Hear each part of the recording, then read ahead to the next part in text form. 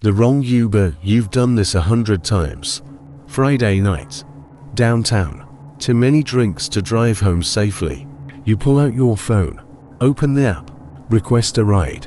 Black Honda Accord. License plate 74453. Driver name. Marcus.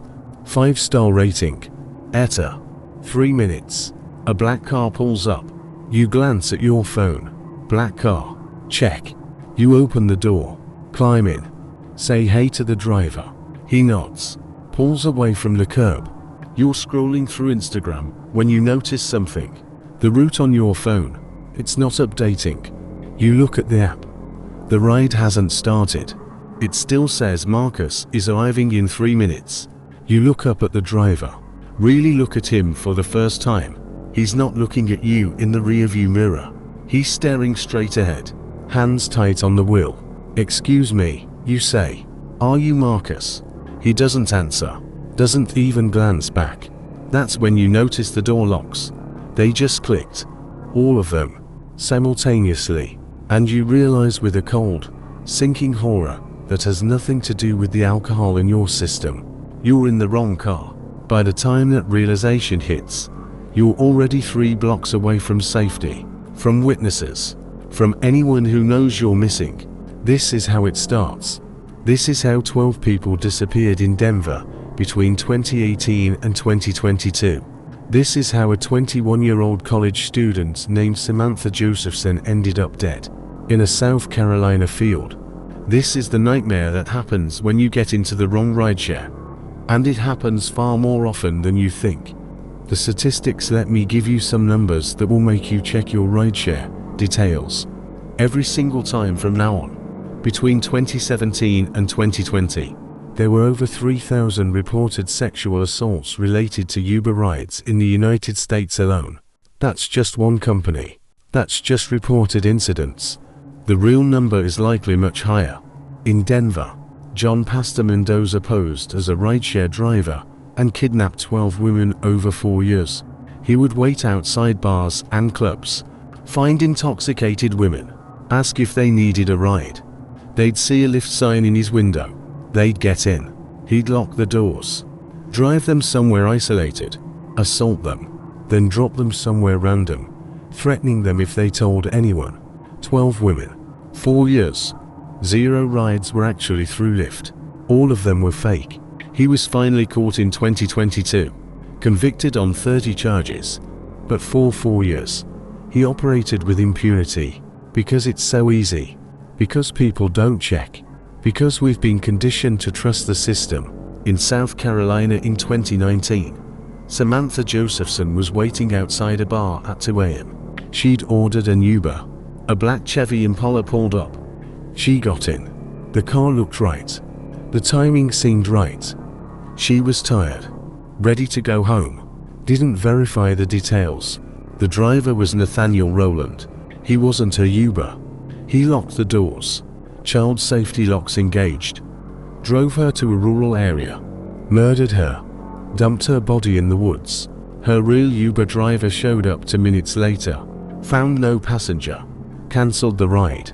Drove away. By the time her roommates realized something was wrong, Samantha had been dead 4 hours.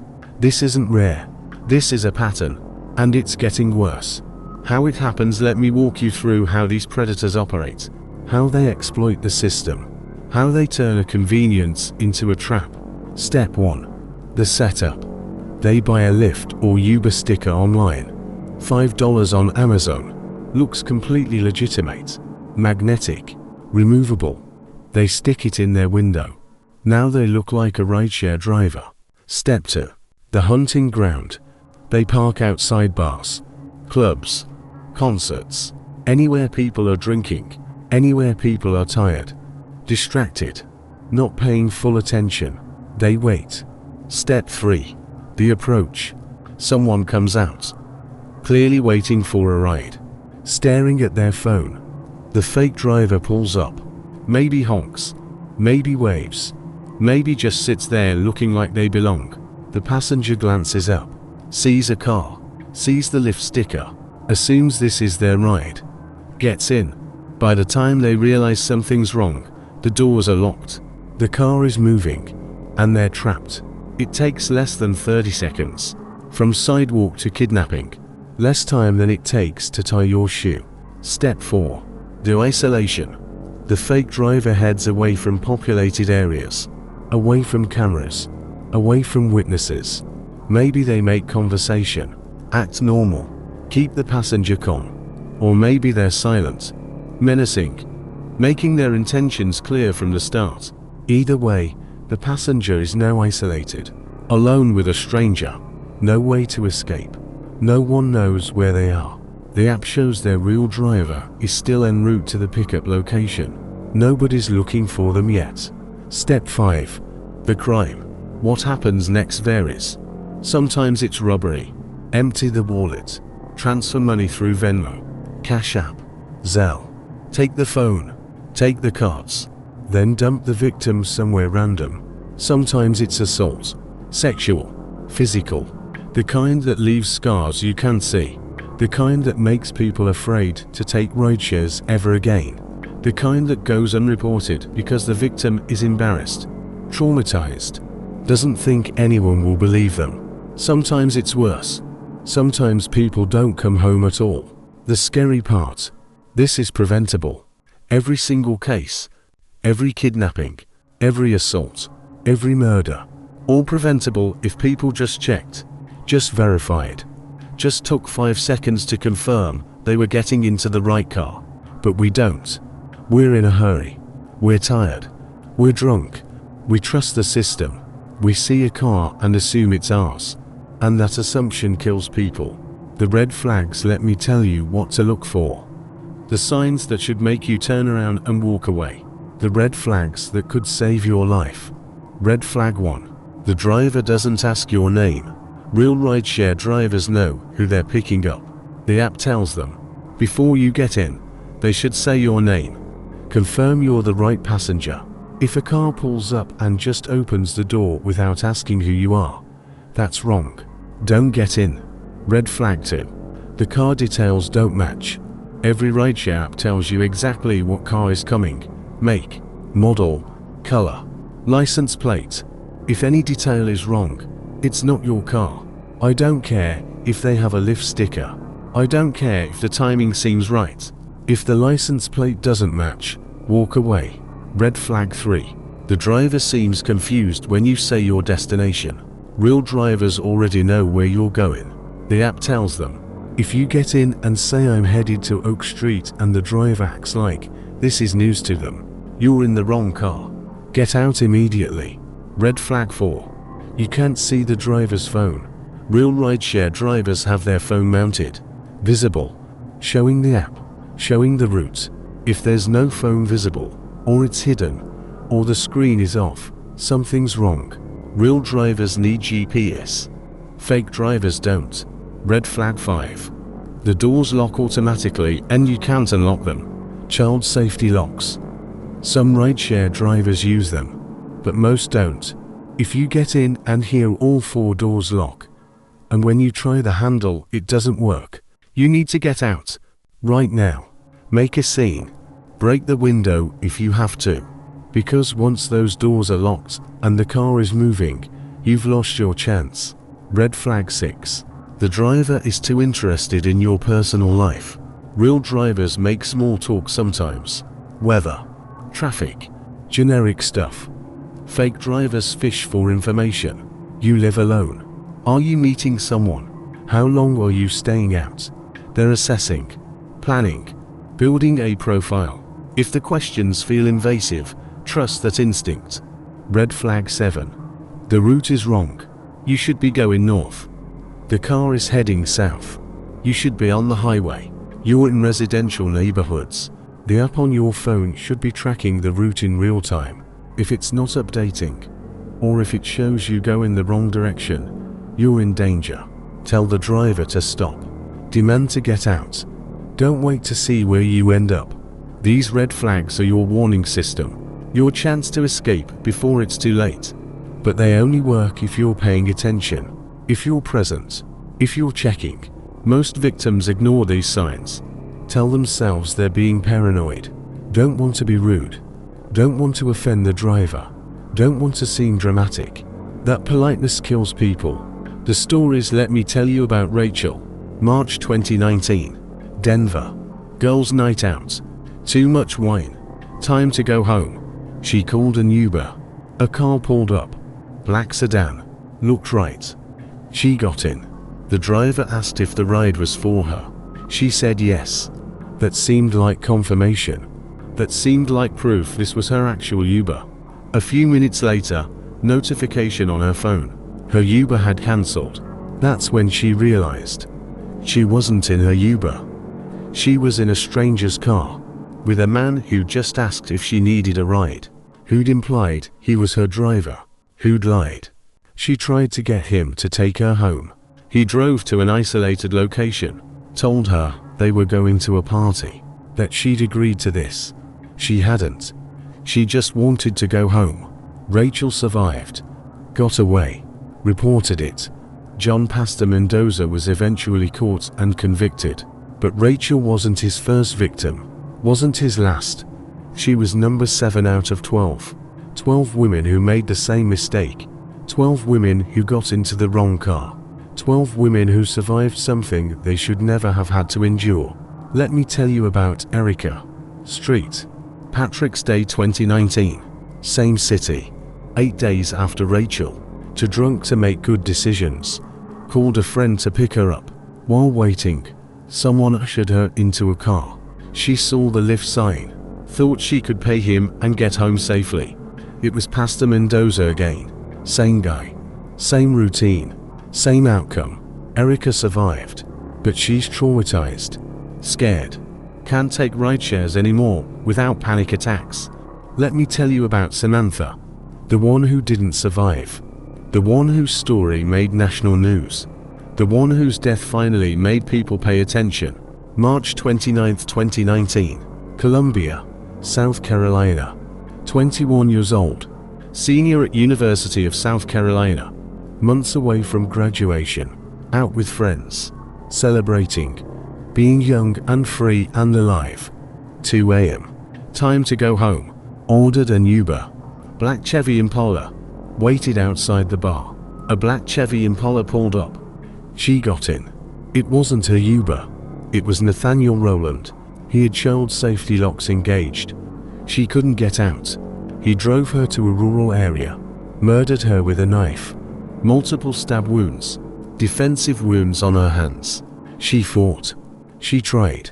But she couldn't escape. Her body was found by turkey hunters the next day. Dumped in the woods. Left like garbage. Her real Uber driver had shown up 2 minutes after she got into the wrong car. By then, she was already gone. Rowland was caught. Convicted. Sentenced to life without parole. At his trial, the prosecutor described what Samantha endured. The autopsy results. The evidence. It was brutal. Horrific. Preventable. All because she didn't check. Didn't verify. Didn't take 5 seconds to make sure she was getting into the right car. Her father spoke at her funeral. Begged students to be more careful. Created the What's My Name campaign. Simple rule. Before you get in a rideshare, ask the driver, "What's my name?" If they can't tell you, it's not your car. Walk away.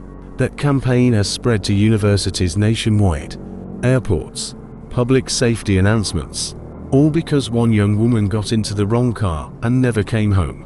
The aftermath. Let me tell you what happens to the survivors. The ones who got into the wrong car but lived to tell about it. They don't sleep well. Every car that pulls up looks suspicious. Every driver seems threatening. They check the license plate 3 times, 4 times, 5 times. Still don't feel safe. They take taxis now, or buses, or walk. Anything to avoid rideshares. Even though statistically, rideshares are safer than most alternatives. Even though the vast majority of drivers are good people, the trauma doesn't care about statistics. Some develop PTSD, panic attacks, anxiety disorders. Can't be in cars without hyperventilating. Can't trust strangers. Can't relax. Always scanning for danger. Always waiting for something bad to happen. Therapy helps. Time helps. but the fear never fully goes away. That moment when you realize you're trapped, when you understand you've made a mistake, when you know something terrible is about to happen, that moment stays with you forever. The survivors talk about the guilt. I should have checked. I should have known. Why didn't I verify? They blame themselves, even though it's not their fault. Even though the predator is the one who committed the crime, they still feel responsible. Samantha's friends feel guilty. They let her leave alone, didn't walk her out, didn't wait with her, didn't make sure she got in the right car. They know rationally it's not their fault, but they still wonder, still think about what they could have done differently. Her parents started a foundation, advocate for rideshare safety, push for legislation, reflective stickers that can't be faked, in-app verification systems, photo IDs that passengers can see, anything to make this harder for predators.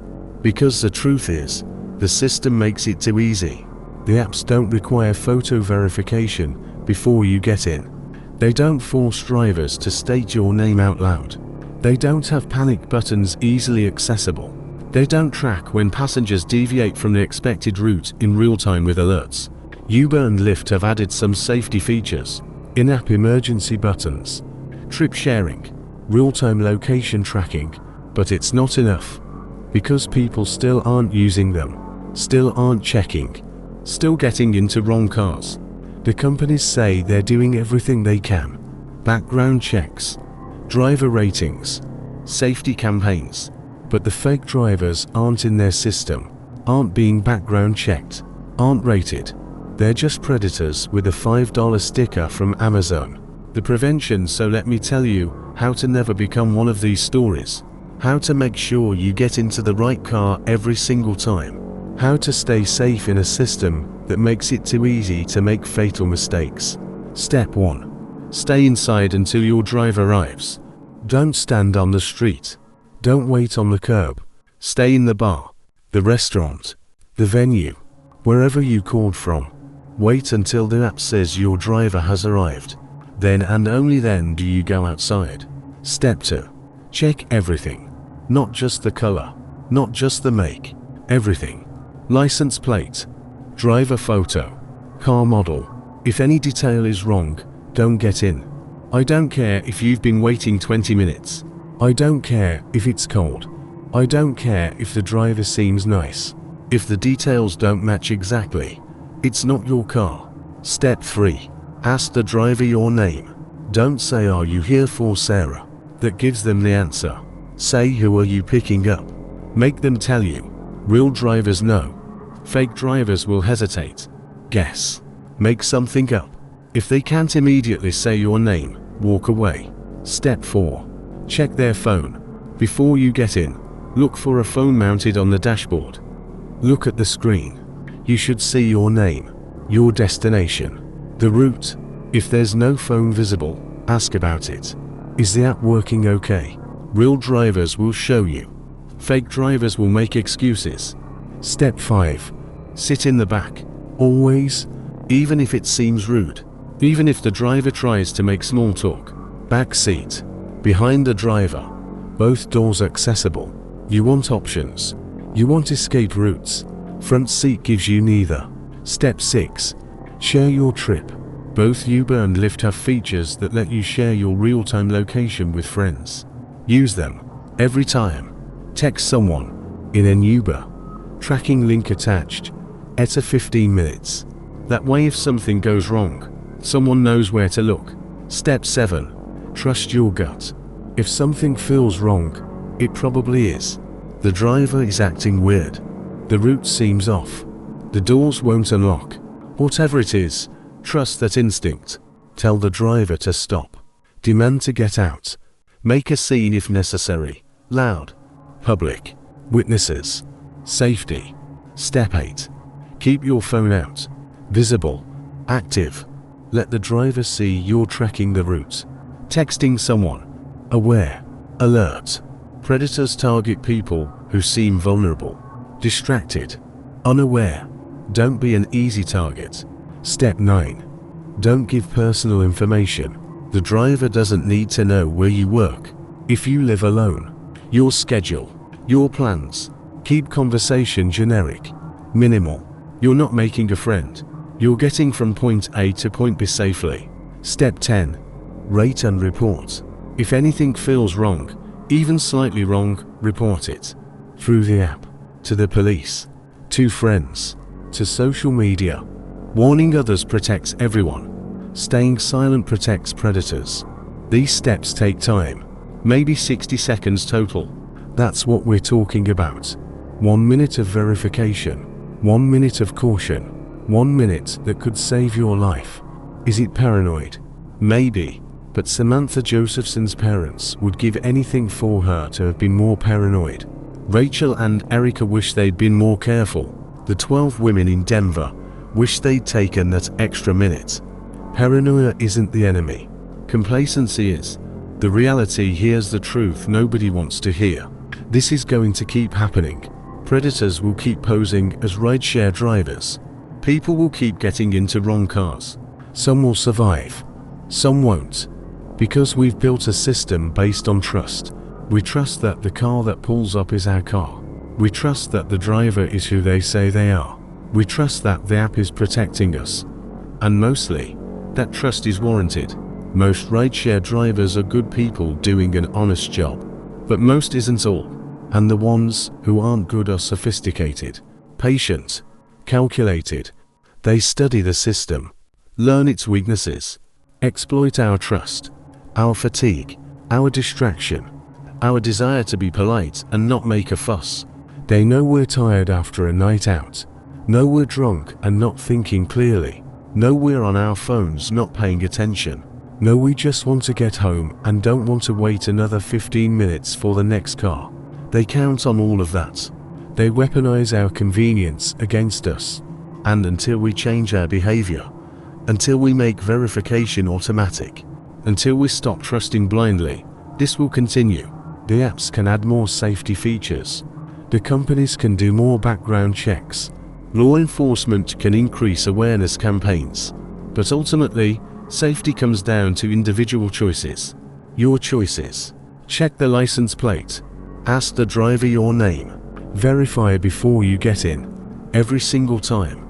No exceptions. Not when you're tired. Not when you're drunk. Not when you're in a hurry. Every single time. Because the alternative is becoming a statistic, a news story, a cautionary tale, a name that people learn about too late. Tonight, right now, someone somewhere is ordering a rideshare. Maybe they're at a bar, a concert, a friend's house. They're ready to go home, tired, just want to be in their own bed. A car pulls up. They glance at it. Looks close enough. They get in. Say hi to the driver. Pull out their phone. Start scrolling. 3 blocks later, they'll notice something's wrong. The app isn't tracking. The route is off. The driver isn't responding to questions. By then, it's too late. The doors are locked. The car is moving. They're trapped. And they're about to become another story. Another cautionary tale.